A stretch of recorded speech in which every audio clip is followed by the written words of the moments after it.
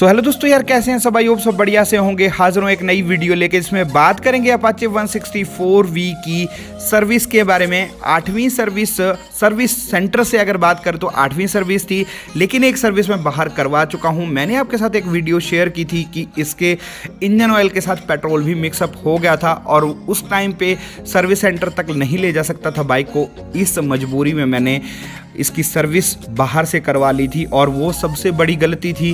क्या गलत हो गया था, क्या क्या दिक्कतें आई इस बाइक में, और इस बाइक की जो सर्विस सेंटर से कितना कॉस्ट रहा इस वाली सर्विस का, 8 सर्विस, और AMC किस लिए लेनी पड़ी, ये सारी बातें जो हैं इस वीडियो में मैं आपके साथ शेयर करूंगा। सबसे पहली चीज़, अगर यहाँ पे इस बाइक की बात करें तो 22,000 किलोमीटर के करीब ये बाइक चल चुकी है। और दिक्कत की बात करता हूँ तो पिकअप वगैरह कम हो गया था, माइलेज भी बिल्कुल नहीं आ रही थी। सबसे पहला पार्ट, ये जो इंडिकेटर आप सामने देख रहे होंगे, LED इंडिकेटर कुछ मॉडिफिकेशन करवाई थी मैंने। बाइक का जो हैलोजन लैंप है वो भी चेंज करवा दिया था, LED लगवाया था, और ये इंडिकेटर भी LED लगवाए थे। लेकिन दुनियादारी का क्या कहें कि 2 बार वो चोरी हो चुके, बैक वाले दोनों ही चोरी हो गए थे। इस वजह से मैंने ओरिजिनल वाले जो इंडिकेटर हैं वो ही लगवाए फाइनली। तो 2 फ्रंट के और 2 बैक के इंडिकेटर। उसके बाद नेक्स्ट जो चेंज हुआ, ये फुट रेस्ट, ये कॉमन सी हो गई है ये प्रॉब्लम। हर एक अपाचे में दिक्कत है कि आपका फुट रेस्ट है, उसके पास जो कास्टिंग है, ये ब्रैकेट के पास से जहाँ पे माउंटिंग है इस फुट रेस्ट की, बिल्कुल टूट जाता है। और उसकी वजह से ये ब्रैकेट, क्योंकि ना तो इसमें वेल्डिंग होती है और ये कास्ट आयरन का है, इस वजह से इसमें वेल्डिंग करना मुश्किल है।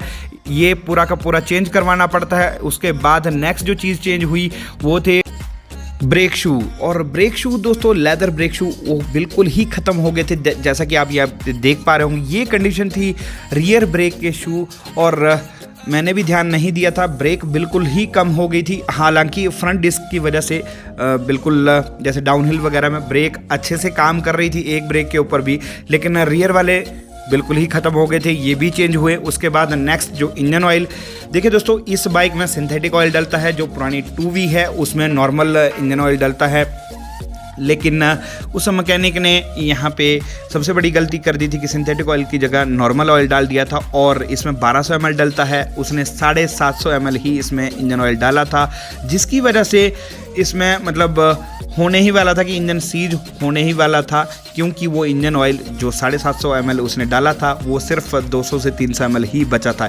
इसीलिए कह रहा था मैं आपसे कि बाहर से सर्विस करवानी भी है तो engine oil, at least engine oil तो आप खुद, जो बाइक की रिक्वायरमेंट है, आपके पास कोई भी बाइक है उसके एज पर रिक्वायरमेंट, इंजन के रिक्वायरमेंट के हिसाब से, अगर सिंथेटिक ऑयल है, नॉर्मल ऑयल है, क्वांटिटी कितनी है, इन बातों का ध्यान रखें। और टाइम टू टाइम अपने इंजन ऑयल को चेक, खुद मैनुअली भी खुद चेक करते रहें। ऐसा नहीं कि सर्विस ड्यू होगी तभी आपको इंजन ऑयल चेक करके, मतलब वही चेक करेंगे, आप खुद भी उसको चेक कर सकते हैं उसका लेवल। और ये चीज़ अब हमेशा ध्यान में रखें कि बाहर से कोई भी सर्विस करवाएं। अब जैसे कि मैंने नेक्स्ट यहाँ पे बताऊँ आपको, एयर फिल्टर असेंबली भी, मैंने एयर फिल्टर भी चेंज करवाया, और उसमें हालांकि वो इतना ज़्यादा गंदा नहीं था, क्योंकि उसकी फिटिंग उस हिसाब से नहीं थी जो एयर पास उस फिल्टर के थ्रू होनी थी। उसकी फिटिंग सही ना होने की वजह से वो फिल्टर मतलब बाईपास ही हो रही थी, एयर वो कहीं और से ही ले रहा था, और इस वजह से भी आपके इंजन के ऊपर फ़र्क पड़ेगा। नेक्स्ट जो चीज़ चेंज हुई वो है स्पार्क प्लग। और स्पार्क प्लग भी बॉश का, जो कंपनी एज पर जो कंपनी सजेशन के हिसाब से स्पार्क प्लग ही डलवाएं बाहर से। उस टाइम पे मेरी तो, जैसे कि मैंने आपको बताया कि इंजन ऑयल में पेट्रोल मिक्सअप हो गया था, बाइक बिल्कुल भी नहीं चल रही थी, और मैं इतना दूर था कि मैं टो करके या किसी ट्राले के ऊपर मतलब लेके नहीं जा सकता, इसलिए मुझे मजबूरी में करवानी पड़ी। लेकिन ये मेरी गलती है कि मैंने उस टाइम पर ध्यान नहीं दिया कि कितना इंजन ऑयल इसने डाला होगा। उसने सिर्फ इतना बोला कि हाँ भाई जी, मैंने आपकी सर्विस जो है वो कर दी है। तो इस वजह से अब लास्ट में यहाँ पे बिल की बात करें दोस्तों, तो बिल मैं आपको दिखाता हूँ। यहाँ पे ये देखिए, एक रुपये नहीं, सर्विस सेंटर वाले 1 रुपये भी नहीं छोड़ा, एक पिन का भी 1 रुपये उन्होंने ले लिया। यहाँ पे हेक्स नट है, उसके बाद ब्रेक शू, उसके बाद spark plug, filter, air filter assembly, जैसे कि मैंने आपको कहा, कवर हाउसिंग, टर्न सिग्नल, ये जो इंडिकेटर जो मैंने आपसे कहा था, उसके बाद पिलियन फुटरेस्ट, जो फुटरेस्ट के साथ में ब्रैकेट, फुटरेस्ट नहीं ब्रैकेट पूरा चेंज हुआ, फुटरेस्ट वही लगा दिया था। उसके बाद इंजन ऑयल आ गया और AMC के चार्जेस यहाँ पे 1416 रुपये, 1200 के है AMC, लेकिन टैक्स खा गया टैक्स हमारे को ही, और टोटल मिला के जो है 4000 के करीब AMC विद सर्विस इस बाइक के ऊपर लगा। और ये वीडियो कैसी लगी आपको प्लीज़ कमेंट करके ज़रूर बताएं। मिलते हैं नेक्स्ट